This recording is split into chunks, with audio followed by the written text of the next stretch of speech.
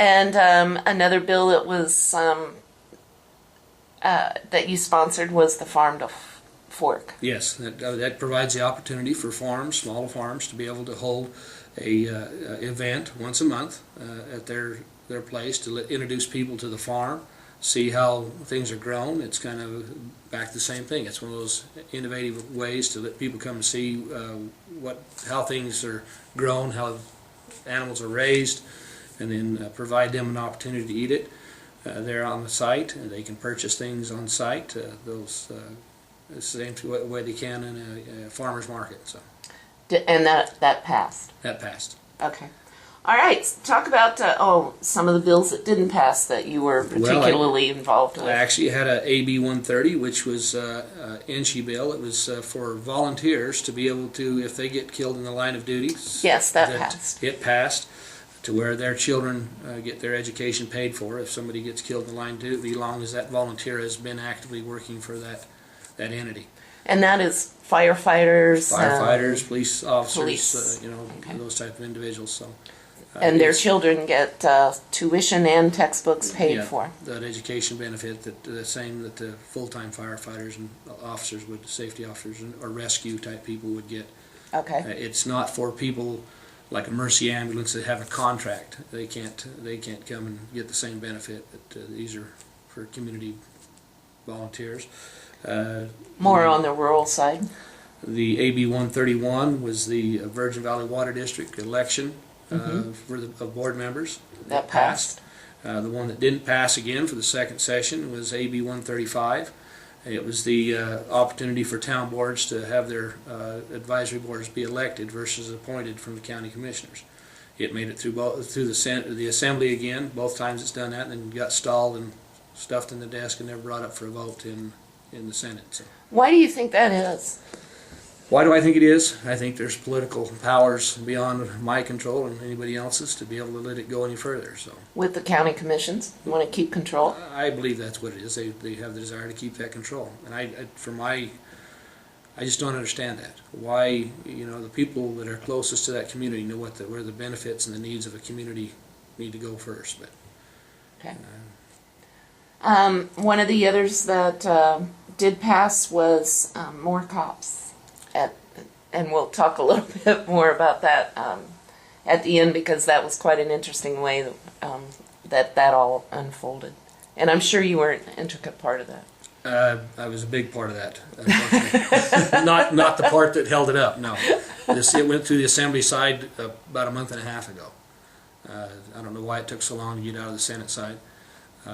But it's the voters voted in 2005, I think it was. They said that for that quarter-cent sales tax for more cops.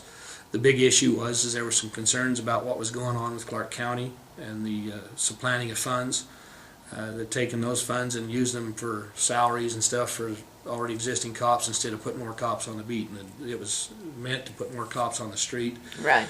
So the bill had to be adjusted and fixed to where they understand that they can't have more money, but the big concern that North Las Vegas, Henderson, Mesquite, Boulder City, they need more cops on the street. Our chief was up there a number of times trying to help this thing move along, and it was a big concern. Apparently had unanimous support from the council, from my understanding, and so to try to solve that, and that was one of those issues of how to get that taken care of when the big dog on the street. People had some skepticism about it. I think Sheriff Gillespie's done everything he can to resolve those issues and confirm that won't happen again. So. Okay. So we'll talk about the special session that you went into. Okay. One of the others that I know people in Mesquite got pretty interested in very quickly was Senate Bill 362, and I know that it's a Senate bill, not an Assembly bill, but that was the one, it was a hospital nursing bill that was, people said in Mesquite was going to have a devastating effect on Mesa View Hospital in particular. There was no doubt in my mind that it was going to have a devastating effect on any rural hospital and even the larger hospitals. It was not a good bill. It's you can't have a nurse sitting at any hospital just because there's a bed there. You can't. People have to take care of multiple people. It's, you know, healthcare at its best is already expensive. All we're going to do is drive the cost up to where nobody can afford to be in a hospital bed or even provide one. But it was amended so that it did not apply to Mesquite. I believe it was amended. I can't remember whether it passed completely or not, so Um, I'm not sure. So it was amended so that it did not apply to Mesquite. okay. I know that much, so I think the rest of it passed. What were some of the other bills that you were involved in particularly? 381, 382 were two of them that was involved in. 381 was the historic preservation of the St. Thomas and the historical culture site, which ties into the Gold Butte area. Yeah. It all has historical value, so it was unanimous across the board, both houses, that it passed and signed by the governor. And that just protects the St. Thomas. Yes, it gives avenues to old St. Thomas area. the old St. Thomas and anything connected to it, basically. Okay. So, and so a little bit more about that. so what it can do is now we can go to the state historical preservation or the national historic preservation folks and see if there's monies available to do certain things. There'll be the PIC organization will meet with the lady up in northern Nevada and discuss some of those issues. They were in big support of it.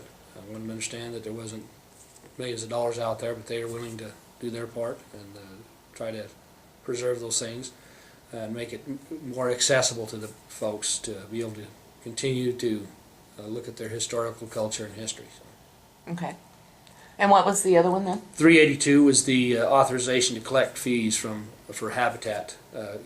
Currently, Nevada, Yes. Mesquite has been collecting the fees, and So other is Clark places, County and everybody else. but against apparently it was a national thing, but it wasn't approved through the state, so they're actually Right. been doing it illegally, and it will actually help now to help Mesquite retain those fees rather than sending them to the county, retain those fees and create our own habitat plan here for the area, because we have species that need to be looked over that the Clark County area doesn't identify, Right. and they have issues that we don't need. So. And that all ties into the work that's been going on now for almost 2 years on the Virgin River Habitat Conservation Recovery Plan. That's correct.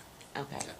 So that passed. Now, did that specifically allow Mesquite to keep those if they separate from Clark County as Yes. far as that Once they have fee their own or plan in that place, then they will be able to retain those fees and implement that. And the county supported it. There was no opposition to it. Okay. It actually will help places like Boulder City or others if they decide they want to do something a little different in their area to retain their fees, which I doubt they will. They don't. They have a growth moratorium in Boulder City, so Okay. I don't think it never generate enough funds to sustain that type of habitat. But you know, it just makes it to where people could collect those fees legally and maybe sometime in the future work for other habitat areas within their areas, maybe. So. Okay. But I really don't think that Clark County and that region will ever go outside the Clark County Habitat Conservation Plans. Yeah, we're the only ones that want to separate and divorce ourselves. And I think we need to, because it is a different area, environment. So. Okay. All right.